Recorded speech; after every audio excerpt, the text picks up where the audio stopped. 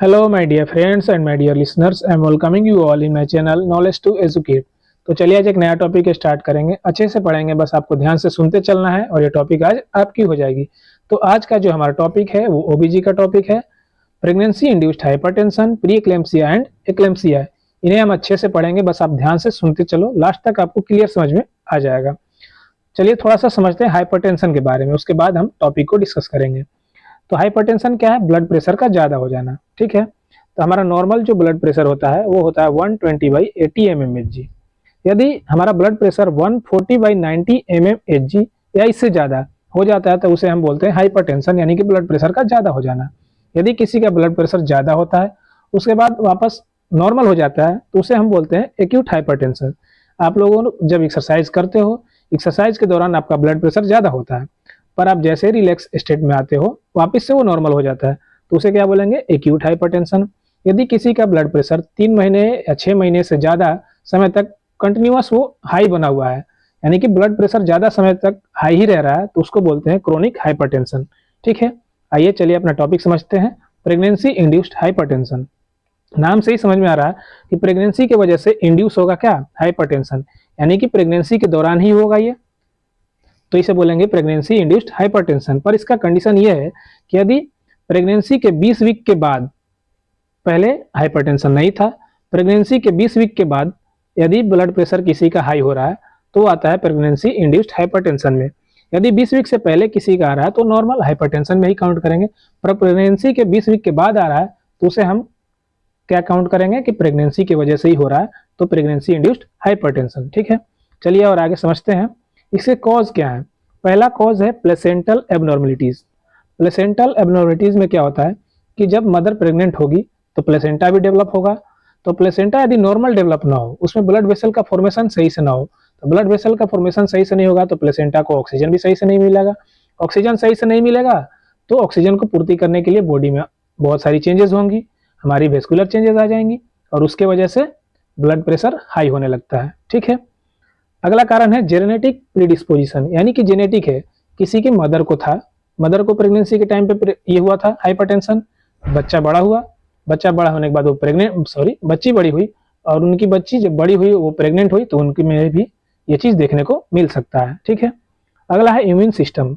यदि हमारा auto immune disease आपने सुना होगा कि हमारी बॉडी की खुद की सेल्स को हमारी बॉडी किल करने लगती है, मारने लगती है। तो यदि किसी का ऑटो इम्यून कंडीशन हो जाता है प्रेगनेंसी के दौरान तो वो ऑटो इम्यून कंडीशन के टाइम पे क्या होगा कि बॉडी को लगेगा कि प्लेसेंटा हमारा नहीं है ये, क्योंकि प्रेगनेंसी के टाइम ही डेवलप हुआ है, तो बॉडी उससे रिएक्ट करेगी कि वो हमारा पार्ट नहीं है, यानी खुद के बॉडी को रिफ्यूज करने लगेगी। खुद के पार्ट को डेवलप किया और खुद के पार्ट को ही रिफ्यूज करने लगेगी, और खुद के पार्ट को रिफ्यूज करेगी तो क्या होगा?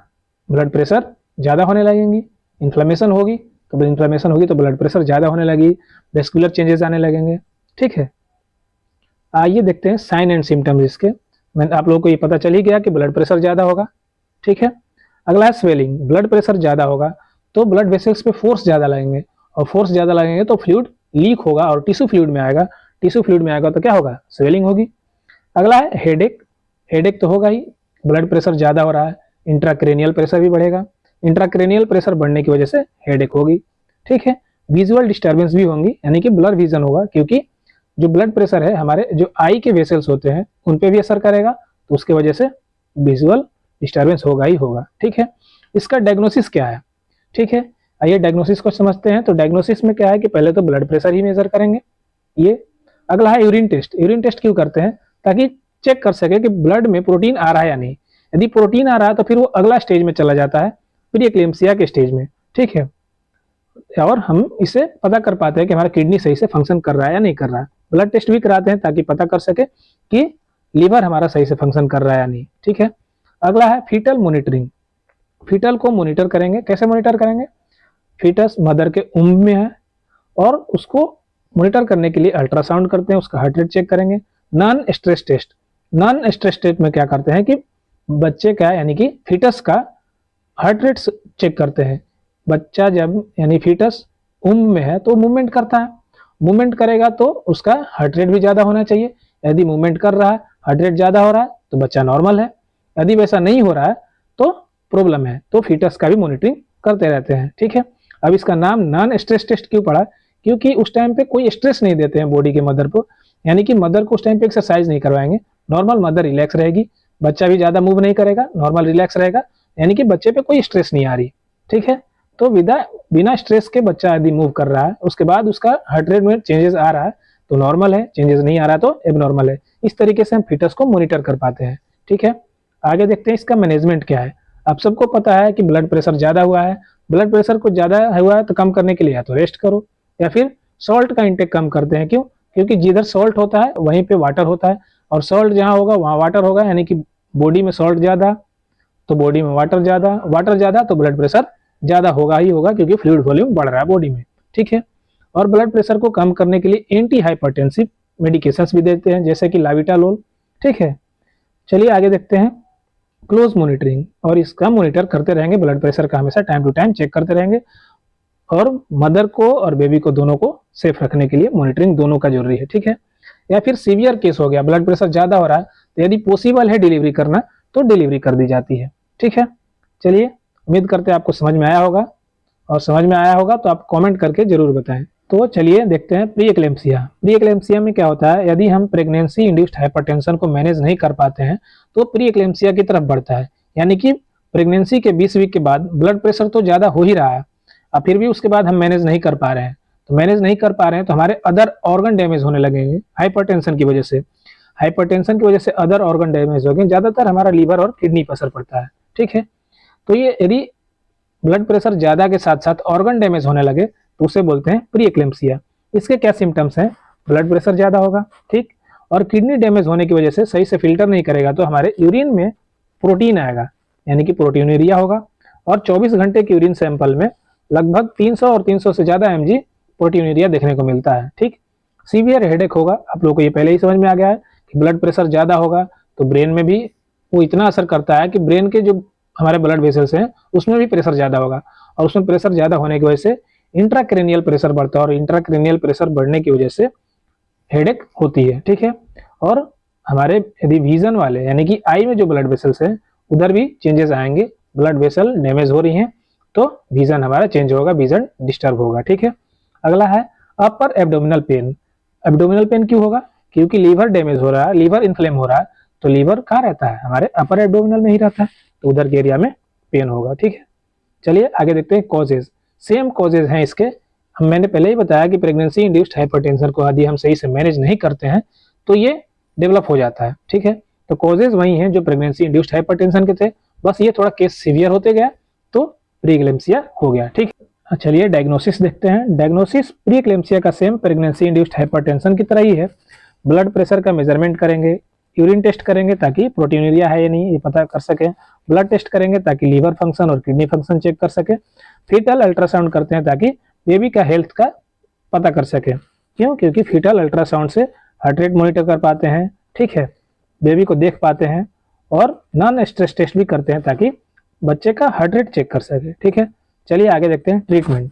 ट्रीटमेंट में क्या है कि यदि बच्चे का डिलीवरी पॉसिबल है तो डिलीवरी कर देते हैं। ठीक है, बेड रेस्ट ताकि ब्लड प्रेशर को कम किया जा सके, एंटी हाइपरटेंसिव मेडिकेशन देते हैं ताकि ब्लड प्रेशर को कम किया जा सकते हैं। ठीक है, चलिए आगे देखते हैं एक्लेम्पसिया। एक्लेम्पसिया क्या है? Eclampsia is a severe complication of pre eclampsia.